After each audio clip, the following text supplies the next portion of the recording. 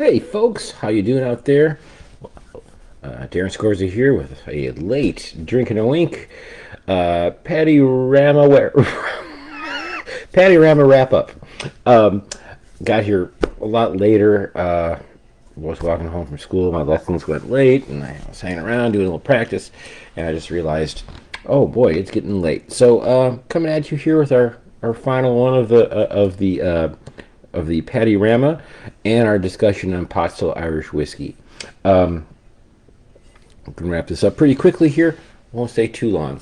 Tonight, we're really treating ourselves here with two of my favorites. One is going to be the Yellow Spot number 12, or Yellow Spot 12-year-old, from the Irish Distillers group, if you will. And the other one we're going to talk about is one of my favorites, one of the newer Irish whiskeys on the market, and Distillers Glendalough. We've talked about that a lot. Glendalough, pot still Irish whiskey. Okay, we'll talk a little bit about both. First off, let's talk about Yellow Spot. So we brought you Green Spot earlier. Yellow Spot is again a line in from Irish Distillers. Irish Distillers, again, as I've talked about, it's Jameson, Powers, the Spots, Redbreast. It's all made in Middleton, the distillery in Middleton. There you go. You see that.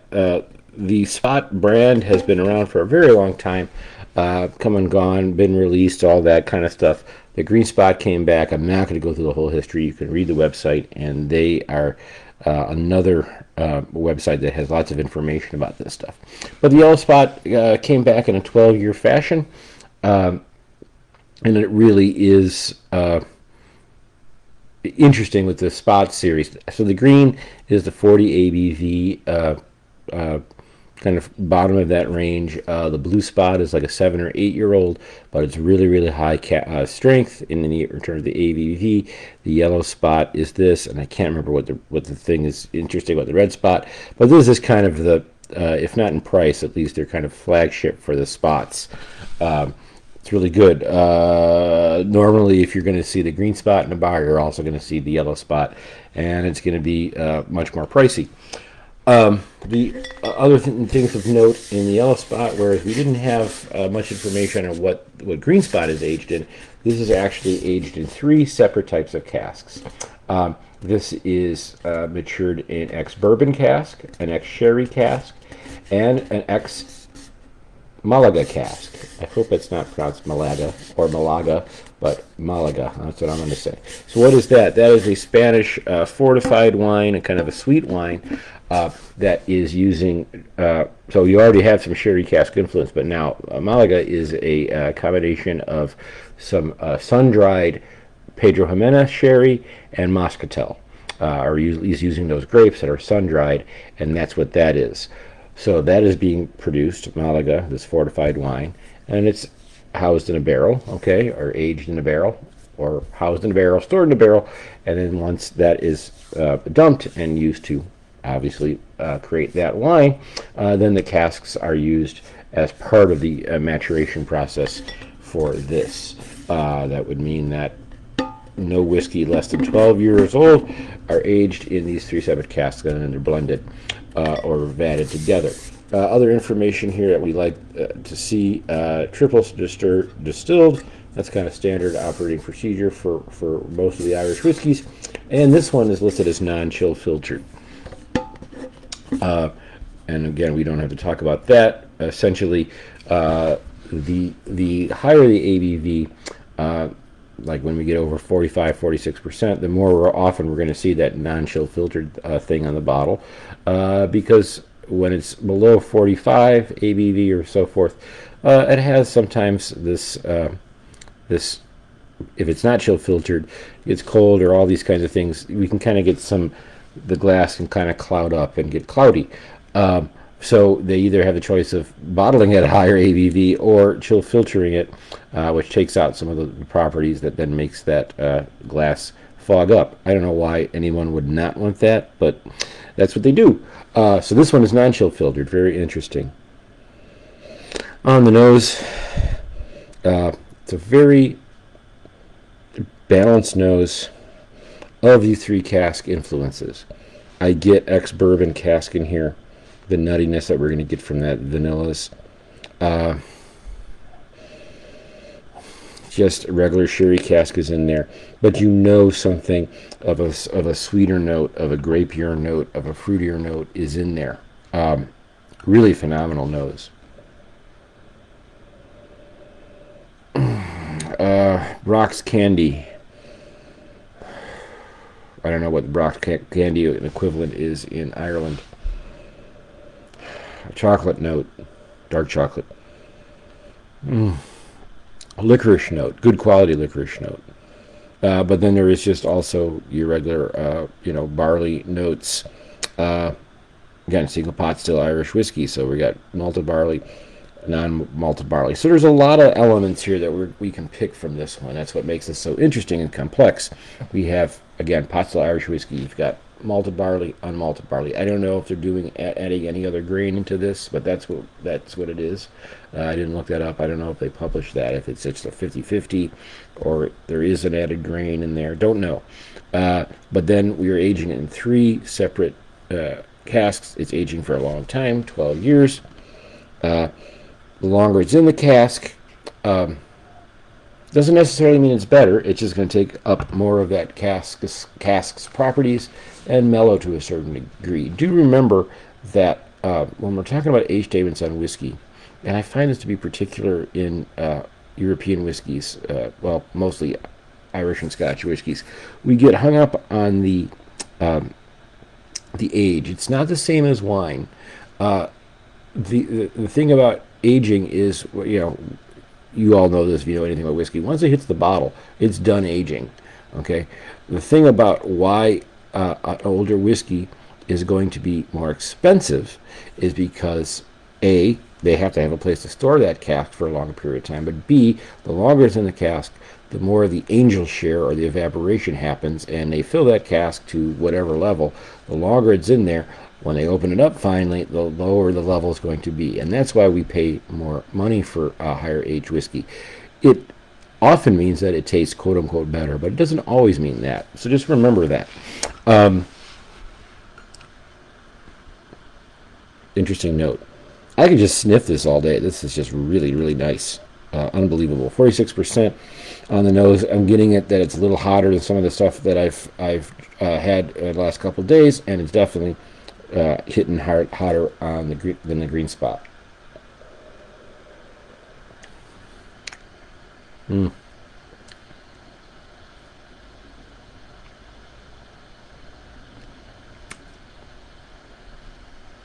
This is another classic example. You can tell I really love this. This is another classic example of the more that is in this, the more that has gone into this, okay, different aging, it's just older, the longer you should hold it on your tongue. If I would have just taken it, swallowed it, it wouldn't taste very different from the green spot. Holding it longer, A, gets my tongue acclimated to that higher ABV, and B, the other elements that we were just talking about really start to shine through.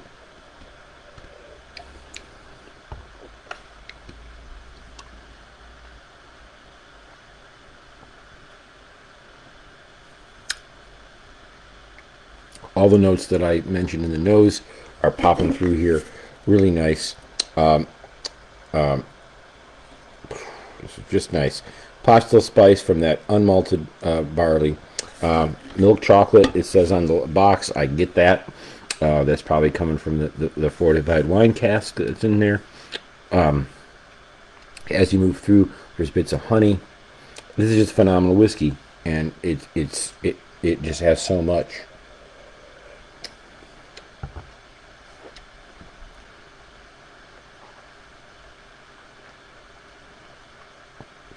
Can't say enough. It's just it just pops. It's really, really exciting, and zesty. On the finish,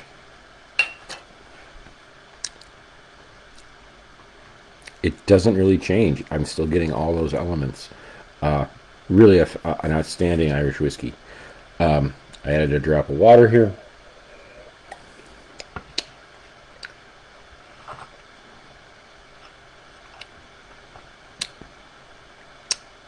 that drop of water, and yeah, there wasn't much left in there, so that was probably more than I would normally put in a full glass. The drop of water knocks down the sweeter side, the sherry notes, the fortified wine notes, and now I'm getting more of those bourbon cask influences, more of an oaky vibe with the water, which makes sense. Boy, that's a phenomenal whiskey. I could talk about that all day. It's been around a long time in different incarnations. It deserves to be. That's just an exciting whiskey. I know I'm a little tired. That's just outstanding. Let's move over to another favorite on kind of the different side of the both age and also price. This is Glendalough's single pot still Irish whiskey. Just out of the hoop, maybe. This is going to be one of the more affordable single pot still Irish whiskeys we're going to find. Don't have an age statement on this one, but I like everything they do. Again, we talked about this before. Glendalough, I can't remember the year. Was it 2015? I'm losing how long they've been around, but they originally started as another company that was sourcing whiskey or purchasing whiskey on contract from the Cooley Distillery. Kilbeggan now is more connected to Cooley, but Teeling bought from Cooley. I explained that whole thing where the Teeling brothers' father was, owned Cooley and then sold it, and they got that. So Cooley has been producing a lot of whiskey for other Irish producers for a long time. That's how Glendalough started. Now they are. What is this? Oh, that's kind of nice. From our neck of the woods to yours.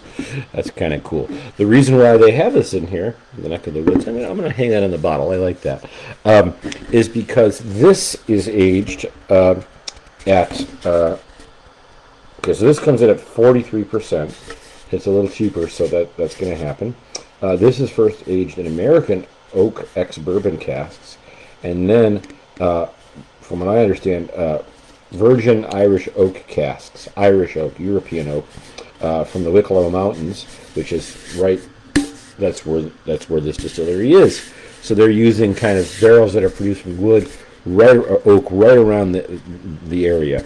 So locally sourced barrels. I don't know if I have a handle on what the difference is between ex-American or ex-bourbon oak. I know what that's all about. I mean, that's half the whiskey that I drink, more than half. But we'll give you more nutty and vanilla and peppery flavors, slight peppery flavors. And from what I understand, the Irish oak is going to give you more tannins and more of I guess it's a. I don't remember which grain is finer or tighter, but it's different. There's differences in those using European oak or American oak for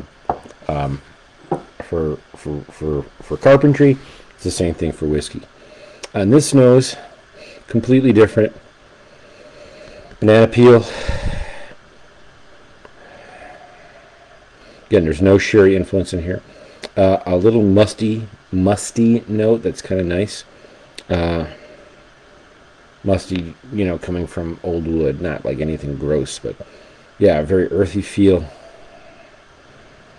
Straw, or if you're in like a meadow and there's a lot of like hay, and I mean, it's not a barn scent like a peated whiskey, but really interesting. Oh, on the very end, what am I getting? It's very distinct, but I'm not pulling it. How to describe it yet? So you can see when I breathe into that, you see that fog. Now, any glass is going to do that, but that's the kind of thing we see sometimes with low ABV, but not chill filtered whiskey. I don't mind it at all, but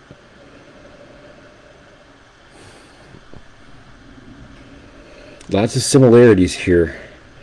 But the weird kind of spiciness from the pot still Irish whiskey is popping through more with this one, obviously because it hasn't been knocked down with anything kind of secondary flavor, if you will, from sherry cask aging. So in some ways, just on the nose, it actually smells more like single pot still Irish whiskey than the yellow spot.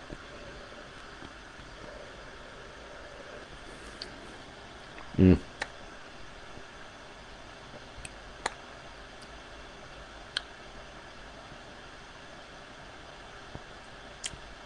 So unique, this one, for being, you know, a younger whiskey. Glendalough really does a great job of putting a spin on these whiskeys from their cask aging. It does have a little floral vibe that pops through, maybe from the Irish oak.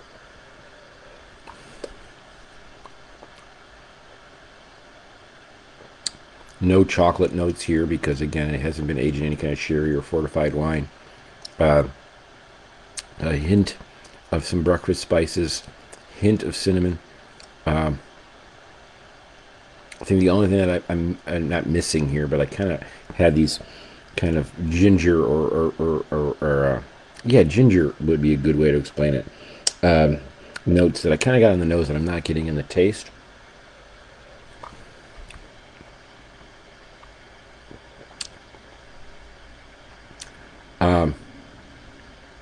This is just very nice. You can see I was kind of hitting that pretty. You know, I gotta take it. Let me take a nice, slow.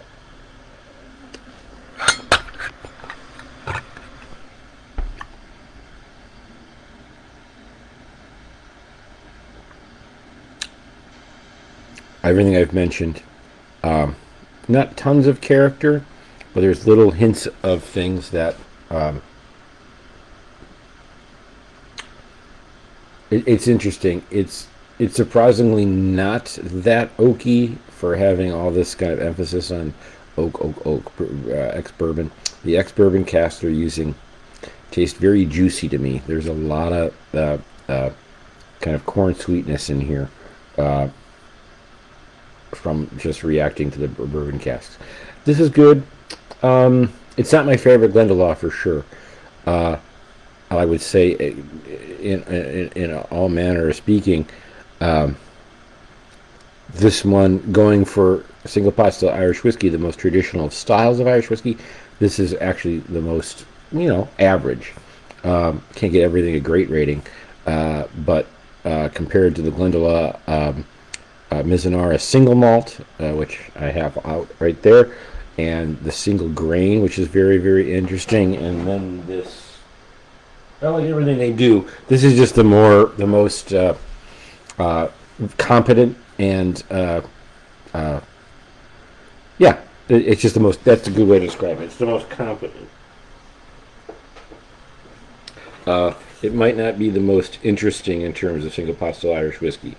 One of my favorite Glendaloughs I've ever had. I mean, other than the Glendalough, this one, the Mizunara, is this one, which is hard to find, but the single cask. Irish whiskey that was finished in Madeira cask, Centiro aged Madeira cask. This was an outstanding whiskey. This was a Beanie's pick. I don't know if it's around. Glendalough also is doing a lot of stuff now. Now I think their pot still Irish whiskey. They have a peated pot still Irish whiskey, and then very interestingly, they have now I think offered one that's just in the Irish oak, which I'd love to taste. This is a very good one. It is one of the lower priced single pot still Irish whiskeys you're going to find that I would drink anyway. I think this one comes in at 50. So from a value standpoint, that's pretty good. There's nothing else in this price range that I would say beats it that I've talked about. But I would say the one that I unfortunately didn't get to, and maybe if I find it on sale at some point, I'll buy it. But I just don't want to buy anything right now that's at regular price because I got a lot of whiskey. Is I would, for $5 more, I would, if you can get it for $54.99 or whatever, I would go with the Powers 3 Swallow, which I've talked about years past. I'm sure it's not in the videos here because, of course, Facebook deleted all the videos here because why not? And then gave us an option to download it that was almost or is completely irretrievable. Anyway, but I think I talked about Powers maybe on a YouTube video from a few years ago, or that I transferred over there, and we talked about some different Irish whiskeys. Matter of fact, I might even publish or put that up in here and share it here. Really nice whiskey. To kind of wrap it up here, I would say that I always like to do like just different things here.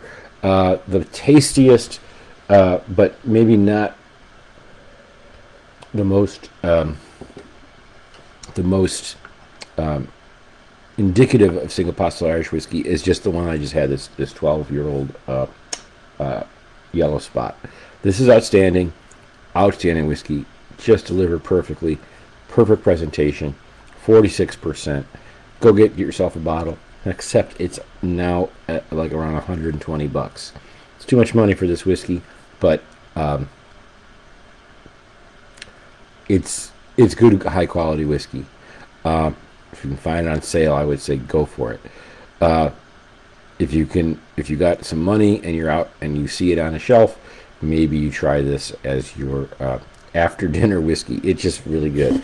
Yellow Spot. I'm gonna give it an 8. That's a high score, probably higher than I've ever rated it. But it's just that good, and I can't say anything about it. And they can charge what they want because it's just that darn good. Yeah, so good, just wonderful.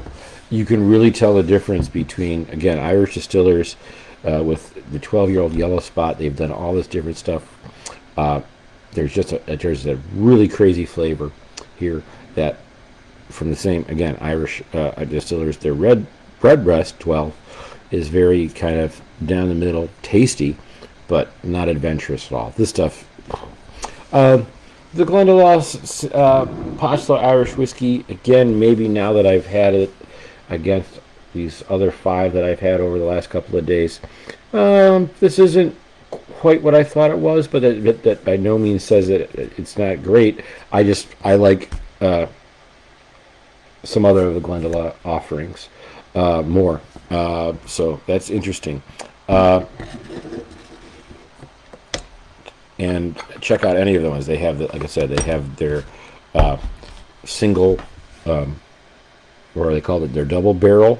That's a very nice little tasty bottom of their range whiskey. Yeah, try this one if you can find it. The single cask Madeira, really nice stuff. To wrap up, at least this side of the Irish Rama. Again, like I started this idea. The most interesting, tastiest one was the one I just had here. Okay. The most surprising one was the Teeling. And again, if you can find it on sale, it's still on sale now. Hopefully it won't be off tomorrow, but the Teeling Single Pot Still Irish Whiskey was my second favorite. And in terms of price, like approachable, that one was outstanding. But I liked them all. Everything is unique. And again, this is why I get so fascinated by this stuff.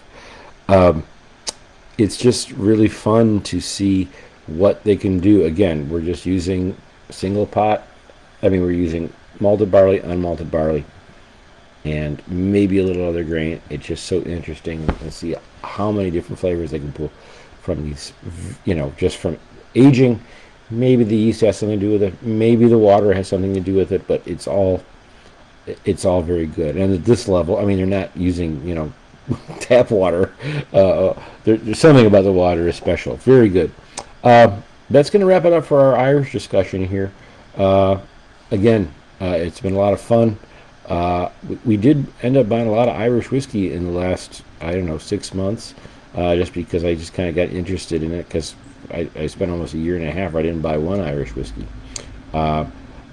Again, big surprises for me is the Bushmills Black Bush Sherry cask. That one is an outstanding bottle that I would recommend highly. The big surprise in Irish whiskey for me was this very well priced under 30 and under Jameson triple cask, the one that has some chestnut cask finishing in there. Really exciting. and yeah, it's fun. So yeah, Solancha, I hope your Irish or your St. Patty's Day, St. Patrick's Day was very good. I'm going to have one more little drink, and here we go. I want to announce that I'm going to wrap up this Glendalough 13. Luckily, I have another one. I'm going to announce that I'm going to go on a little bit of a break. We're not shutting Drinking a Wink down. None of that. There's nothing to be said about. I just I want to take a little break for a number of reasons. Just, I didn't do a dry January or anything like that. And let's face it, I've been in better shape in my life.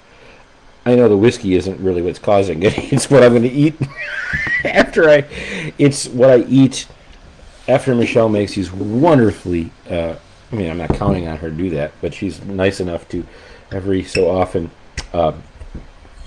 give me, prepare a wonderful meal. Then I might have a drink, and then it's what I eat afterwards. It's probably doing me in. There we go. We're going to drain this bottle. There you go. But I'm going to take a little break. There's just some, I just want a little time off on that. And more importantly, it's again, I'm not like taking a break for any strange reason or thinking of never coming back. I just want to find a new spin on this. I want to know a little bit more about what people want to see. And I also want to maybe get away from, I've been talking about this forever, maybe just finding some different, like, I like these kind of chapterized things. I've never been one that's just going to get up there and be like a reviewer and just kind of go on and on and on. So I'm just going to take a little break. It's not going to be for long. I think maybe I'm just going to kind of maybe you might still see some text posts. You might still be a picture of a cocktail or two. But maybe for the rest of the month, I might just not do any videos. I just want to get a little different. We've also been talking again about some other spirits. We're starting to get more into gin in terms of cocktails, and Michelle's really liking some of these flavored gins, not junk. We might get into that. We've been talking about tequila forever. We have more tequila and mezcal here and we haven't talked about that much at all. So just going to take a little break just to kind of regroup and come back with, if not stronger, just maybe just a little bit more focused. All right. So I just drained this Glendalough 13 Mizunara cask finish. I know it's a favorite. It's one of my favorite whiskeys of all time, not just Irish. Like I said, I have another bottle.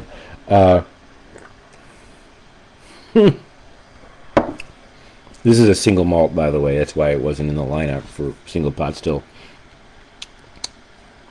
That's so good. Yeah, there you go. Irish whiskey. Gotta love it. Really tasty. We'll see you in a little while. And please, if you're watching this, and I really enjoy it when other people post some stuff. Please do. That's what part of this is about, a little bit more community. And you don't have to post anything really special, but if you had something out that you liked, post that. If you're at a bar that has a really cool setup, post that. Just don't post anything with proper 12, and maybe stay away from larceny, and you're good. All right? See you in April. Oh, it wouldn't be great if I do like my next video back would be on April Fools. Yeah, I think I'm gonna do that.